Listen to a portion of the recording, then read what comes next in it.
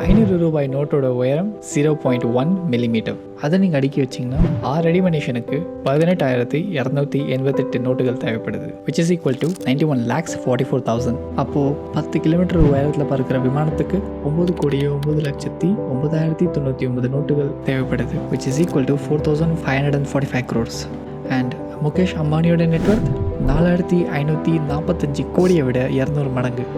And நீங்கள் படித்த படிப்புக்கு ஏதோ ஒரு வேலைக்கு போயிட்டுருப்பீங்க. உங்களுக்குன்னு சேமிப்பு இருப்பதுக்கான வாய்ப்பு கம்மி, ஆனால் செலவுகள் மட்டும் எக்கச்சக்கம். சில சமயங்களில் சம்பாதிக்கிற பணம் சரி போகிறது இல்லைன்னு தோணிருக்கும். உங்களுக்குன்னு கடன் இருக்குது, உங்கள் வீட்டுக்குன்னு கடன் இருக்குது, இல்லைனா நீங்கள் ஒரு ஸ்டூடெண்ட்டாக இருக்கலாம். நம்பிக்கையோட ஒரு நாள் வேலை கிடைச்சி நல்ல பணம் சம்பாதிப்போம்னு உங்களுக்குன்னு ஒரு சேமிப்பு எதுவும் இல்லை, வெறும் உங்களுடைய படிப்புக்கான கடன். பணக்காரனா ஆகிற ஆசை இப்போ அநேகமாக போயிடும்ன்ற ஒரு பயம். பணக்காரங்க எல்லாரும் எப்படி சம்பாதிக்கிறாங்க நீங்களும் யோசிப்பீங்க. எப்படி கோடீஸ்வரன் ஆனாங்க, அதுலேயும் சில பேர் சின்ன வயசுலேயே. உங்களுக்கே ஆச்சரியமாக இருக்கும், எப்படிறான்னு கேட்க தோணும், கடுப்பாகவும் இருக்கும். யாரை கேட்டாலும் சரியான பதில் அவங்க யாராச்சும் ஏமாற்றி பணக்காரங்க நான் புத்திசாலிக்கு தரேன், நான் அதிர்ஷ்டம்.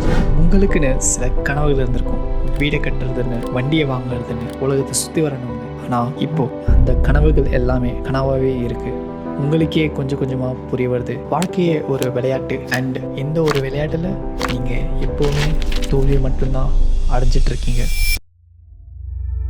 ஆனால் நீங்கள் சரியான முயற்சி செய்யலைன்னு சொன்னால் நம்புவீங்க.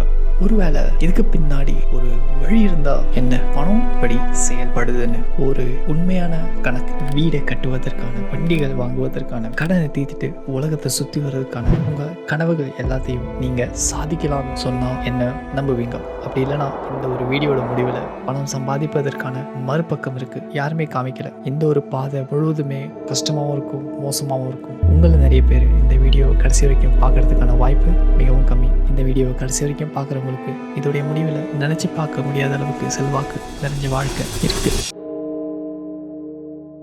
பணத்தை பற்றி நீங்கள் என்ன நினைக்கிறீங்க? பணத்துக்காக வேலைக்கு போகிறீங்களா? நீங்கள் அதிக அளவில் சம்பாதிக்கணும்னு செயல்பட்டுருக்கீங்களா? வாழ்க்கை பூராவும் அதை தேடி நீங்கள் ஓடிட்டு இருந்திருக்கீங்களா? பொதுவாக பணம் தான் என்னன்னு நினைக்கிறதுக்கான காரணமே நீங்கள் வளர்ந்த விதம் மற்றும் உங்களுடைய சுற்றுச்சூழல். ஒருவேளை நீங்கள் ஒரு கஷ்டமான குடும்பத்தில் பிறந்திருந்தீங்கன்னா நீங்களும் அதிக அளவில் பணம் சம்பாதிக்க முடியாதுன்னு நினச்சிருப்பீங்க.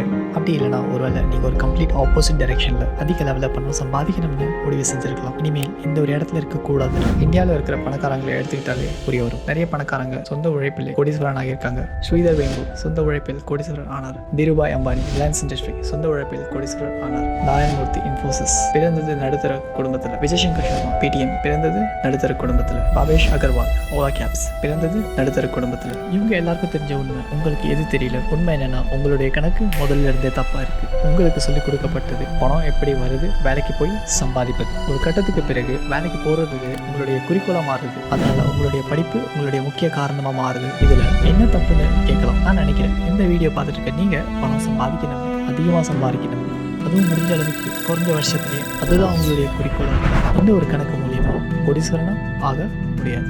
நம்ம எல்லாருக்கிட்டையும் முக்கியமாக பொதுவாக ஒரு புதையல் இருக்கு, விலை மதிக்க முடியாத ஒரு புதையல், மீட்டெடுக்க முடியாத ஒரு புதையல். அதுதான் உங்களுடைய நேரம். எவ்வளவு நேரம் கொடுத்து நீங்கள் ஒரு வேலை செய்றீங்களோ அதுக்கு தகுந்தது போல உங்களுடைய சம்பளமும் இருக்கும். ஒரு வேலை மாதத்துக்கு 35,000, வருஷத்துக்கு 4,20,000, கிட்டத்தட்ட 24 வருஷமாகும் நீங்கள் 1 கோடி அடையணும்னா. அதுவும் செலவுகள் வரிகள் கழிக்காமல். இன்னொரு விஷயம் மறந்துடாதீங்க, பணவீக்கம் உங்களுடைய 1 கோடிக்கான மதிப்பை குறைச்சிருக்கும். நீங்களும் கோடீஸ்வரன் ஆகலாம் வயசானதுக்கு அப்புறம்.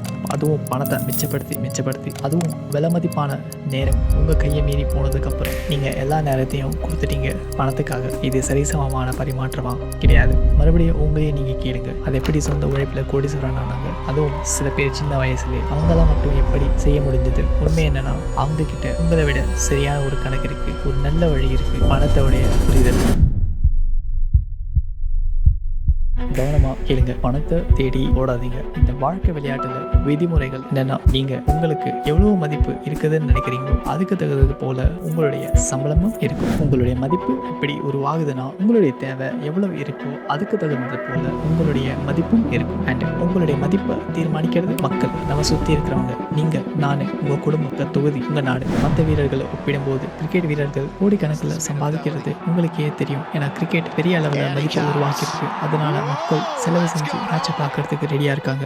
as a result சிறந்த கிரிக்கெட் வீரர்களுடைய மதிப்பு உயர்ந்து அதிக சம்பளம் இந்த வணிகம் கொடுக்குது. நீங்க கஷ்டப்பட்டு எவ்வளவு செய்றீங்கன்றது முக்கியம் இல்லை, வணிகம் தீர்மானிக்குது உங்களுடைய வேலைக்கான நேரத்துக்கான பணம் என்னன்னு. சாதாரண வேலைக்காரர் வேர்வை சிந்தி சோர்வடைஞ்சு சம்பாதிச்சாலும் ஒரு ஐடி எம்ப்ளாயி உட்கார்ந்த இடத்துல சம்பாதிக்கிறது அதிகமா இருக்கும். ஏன்னு கேட்கலாம். ஏன்னா மக்கள், அதாவது வணிகம், வேலைக்காரனுடைய மதிப்பு ஐடி எம்ப்ளாயியை விட குறைவா இருக்குன்னு தீர்மானிக்குது. கேட்கவே கடினமா தான் இருக்கும். வேலைக்காரரோட வேலையை யார் வேணாலும் கத்துக்க முடியும், சுலபமா மாத்திடவும் முடியும். அதனால வணிகம் வருஷ கணக்கில் படிச்சுட்டு வந்த ஐடி எம்ப்ளாயை விட வேலைக்காரருக்கு அதிகமான சம்பளம் கொடுக்காது. பட் இருந்தாலும் நாம இப்போதானே வேலையை பத்தி விவாதிச்சோம். வேலை எப்படி சரியான கணக்கு கிடையாதுன்னு, வேலையை வைத்து பெரிய கோடீஸ்வரன் ஆக முடியாதுன்னு, அதுவும் குறைஞ்ச வருஷத்திலேயே கோடீஸ்வரன் ஆகணும்னா உங்களுடைய மதிப்பை நீங்க உயர்த்தணும். சரி, அது எப்படின்னு கேட்கலாம். ஸ்ரீதர் வேம்பு அல்லது திருபாய் அம்பானி, எதனால அவங்களுடைய மதிப்பு இவ்வளோ அதிகமாக இருக்கு? நீங்க அதிகமாக பணம் சம்பாதிக்க வேண்டுமா? உங்களுக்கு பணம் வேண்டுமா?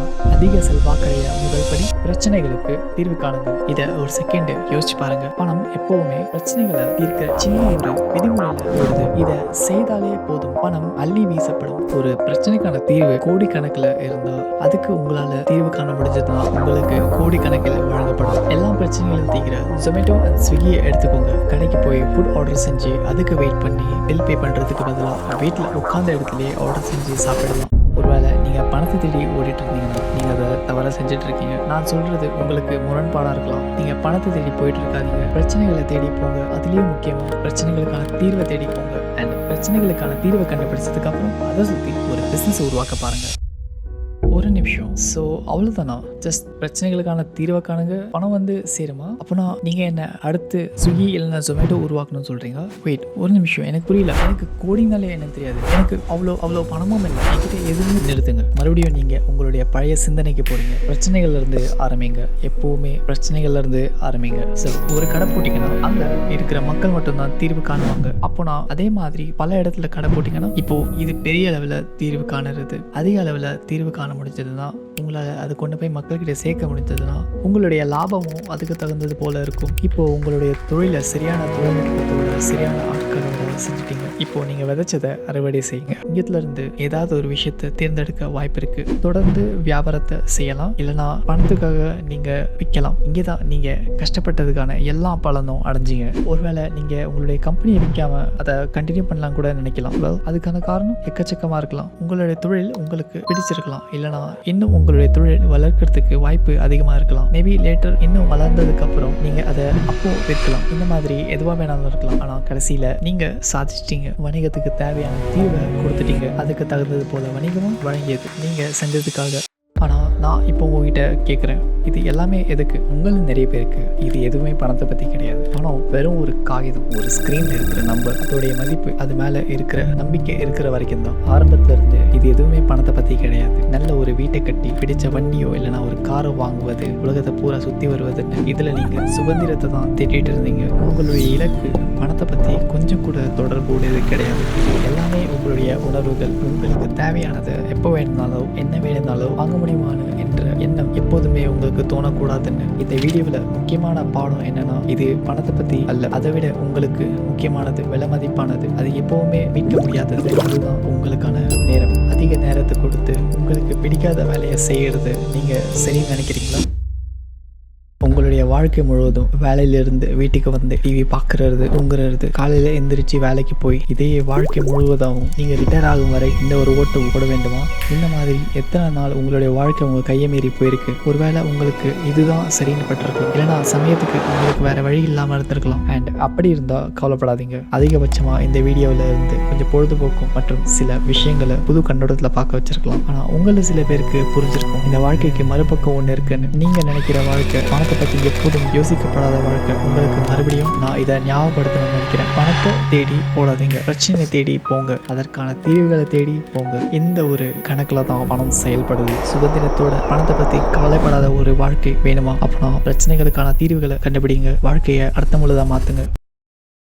இதோ உங்களுடைய கணக்கு கோடீஸ்வரன் ஆகுவதுக்கு. கண்டிப்பாக நிறைய பிஸ்னஸ் விஷயங்களை பற்றி நான் பேசலை. நிறைய காரணங்களால் அதிக மக்கள் வெற்றி பெற மாட்டாங்க. ஆனால் மிகவும் முக்கியமானது தோல்வி அடையிறது, அதுவும் வேகமாக தோல்வி அடையிறது, அதிலிருந்து சீக்கிரமாக மீண்டு வருவது. நீங்கள் ஒரு பிஸ்னஸ் தொடங்குறீங்கன்னா எப்பவுமே ஒரு கேள்வியை உங்களையே கேளுங்க. என்ன பிரச்சனைகளுக்கான தீர்வுகளை காணுறீங்க? இது உங்களுடைய வேலையிலும் உதவி பெறலாம். இதை நான் நிறைய வாட்டி சொல்லிட்டேன், மறுபடியும் சொல்ல வரேன். பணத்தை தேடி ஓடாதீங்க, பிரச்சனைகளுக்கான தீர்வை தேடி ஓடுங்க. நன்றி.